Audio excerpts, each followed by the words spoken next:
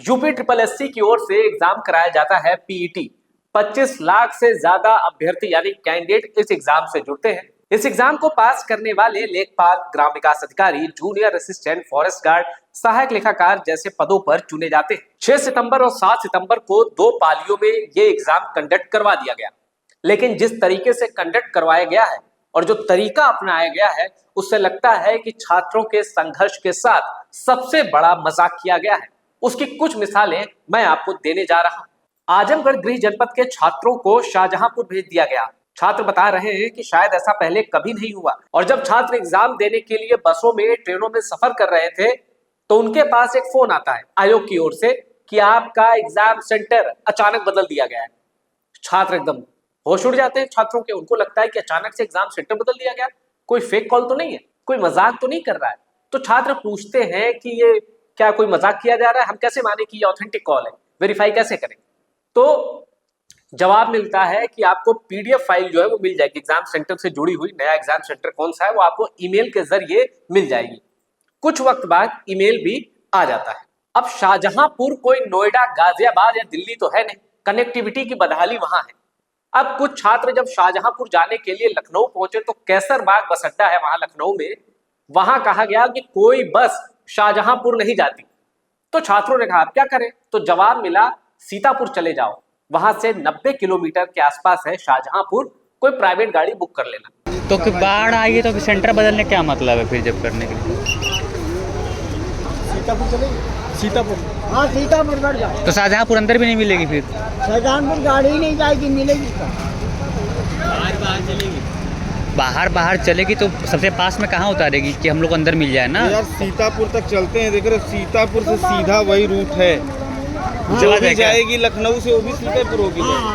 चलो चलो सीतापुर तक चलते हैं।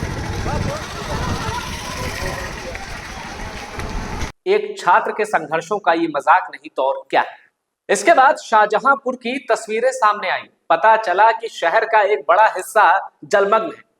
अब जो कैंडिडेट अपना भविष्य बनाने आए थे, एग्जाम देने आए थे, उन्होंने करीब बाढ़ जैसे हालात में अपना एग्जाम दिया, एग्जाम सेंटर तक पहुंचे और उन्होंने कहा कि अगर प्रशासन को चुल्लू भर पानी नहीं मिल रहा है तो शाहजहांपुर आ जाएं, हम चुल्लू भर पानी उनको मुहैया करा देते हैं। कुल मिलाकर आयोग की लापरवाही और प्रशासनिक तंत्र की अविवेकशीलता, इसका खामियाजा छात्रों को भुगतना पड़ रहा है।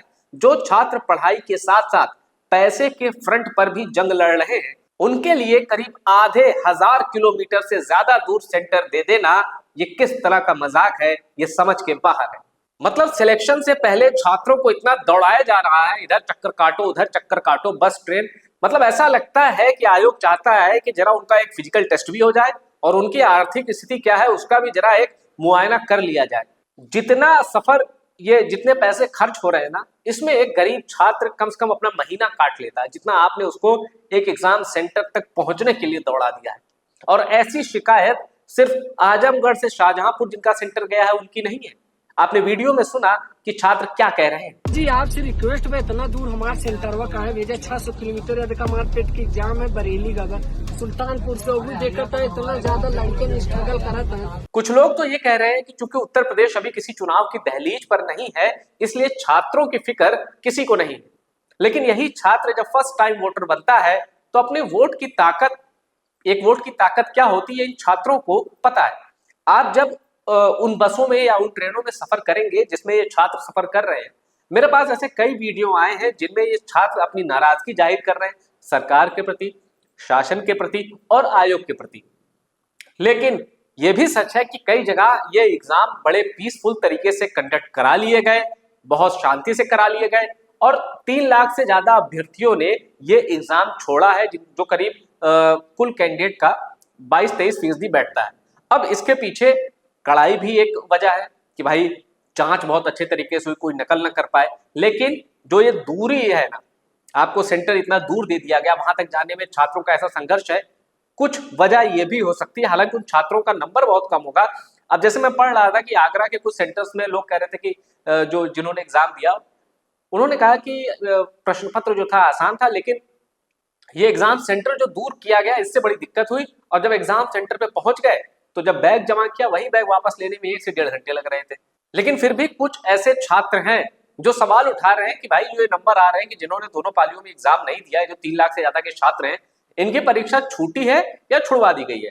और आयोग का, सरकार का, प्रशासन का ध्यान छात्र चाहते हैं कि एग्जाम सेंटर इतना दूर ना दिया जाए, बहुत पैसे लगते हैं ट्रेवल करने में। यह भी बात सच है कि सरकार की ओर से एग्जाम स्पेशल बसें चलाई गई, 11,000 से ज्यादा एग्जाम स्पेशल ट्रेनें चलाई गई, लेकिन वो ट्रेनें खचाखच भरी थी। कोई बाथरूम में टंगा था तो कोई किसी तरह एक ही पोजीशन में बैठा था, उसे हिलने की भी फुर्सत, हिलने की भी जगह नहीं थी। बहरहाल पीईटी एग्जाम को कंडक्ट करा लिया गया है, दोनों पालियों में एग्जाम हो चुका है। मेरा मकसद था छात्रों को जो पीड़ा हुई वो आप तक पहुंचाना, वो दर्शकों तक पहुंचाना, ताकि आप ये जान सकें, ताकि वो पेरेंट्स भी जान सकें कि भले ही वो नैतिक सपोर्ट देते हैं अपने बच्चों को, भले ही वो मासिक खर्च देते हैं, लेकिन एग्जाम सेंटर तक पहुंचने में वो जिन तकलीफों का सामना करते हैं वो किसी युद्ध से कम नहीं है। तो ये थी पीटी एग्जाम में जो छात्रों ने कठिनाइयां फेस की हैं उनसे जुड़ी ये रिपोर्ट। इस रिपोर्ट को शेयर जरूर करिएगा और टॉप सीक्रेट को सब्सक्राइब जरूर करिएगा। नमस्कार।